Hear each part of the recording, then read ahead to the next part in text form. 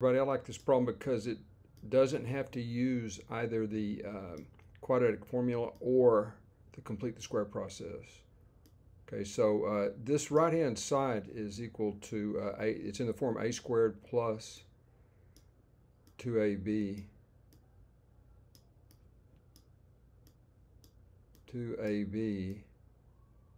okay, plus b squared. All right, and that's what motivated this subtraction of 16x squared from both sides. Okay, so let's get this part right here. So this structure right here is very well known, a squared plus 2ab plus b squared, and we got it in that form simply by subtracting 16x squared from both sides. That's where this minus 16x squared comes into play. All right, now let's keep going. Now notice right here, this piece right here, the reason why we did this step is because this just morphs into something which is similar to complete the square. This right here is a plus b quantity squared.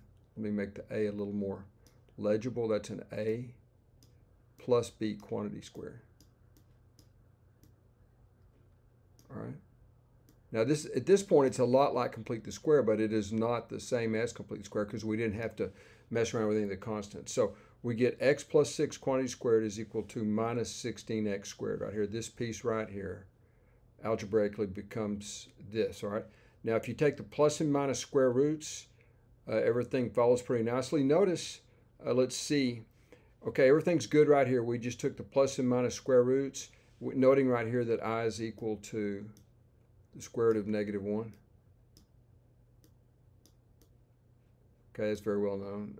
You can also write that as I squared, the equivalent, I guess. I think there's some debate about that. But I squared is equal to -1. All right, and then this part's kind of fun right here. Notice how the plus over minus just flip-flops to minus over plus. And that's simply because you have to subtract 6 from both sides. Then when you subtract this, I'll just write it out.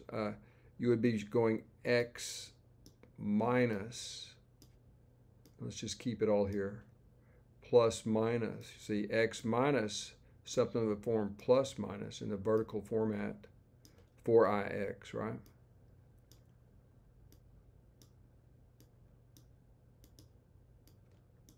Right, so in other words, that's where this piece comes right here. When you minus a plus minus, you get a minus over a plus, right? And the rest of it's just factoring out. There was a single x over here. 1x is on this side, and that's this one that you see right here, right? So that's kind of cool there. It's not just a typo. This plus over minus and minus over plus is a real thing. All right, now we have x isolated, which is what's pretty nice right here. Now, whoops, it looks like, no, everything's good. It's good. No mistakes.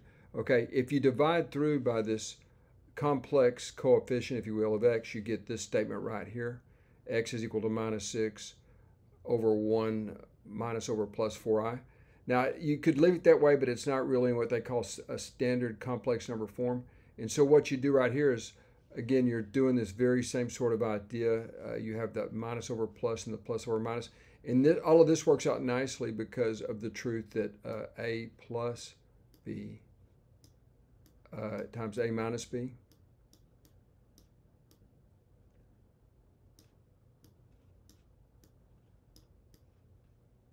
a plus b times a minus b. The ab terms cancel when you actually expand this out. And so you get that this is just equal to a squared minus b squared. But owing to the fact that, let me just write it down, a squared minus b squared. Okay, but the way it works out, since I squared is equal to -1, you would actually get 1 plus 16 right here. Okay, again, I'll leave those details. I'm sure you guys have seen this before, but you actually get 1 plus 16 down here in either case, which is kind of interesting, right?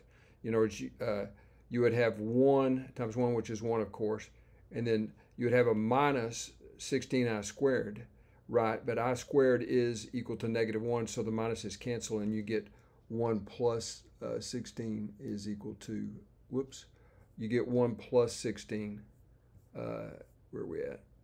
1 plus 16 right here. 1 plus 16 is equal to 17. I don't know what happened there. Like that, okay. Y'all, that should be plus 16 right there. I just got excited right there. But 1 plus 16 is equal to 17. And this is the solution. And notice we never did complete the square in the sense you take half and square, then add it on and subtract it off. That's the complete the square process.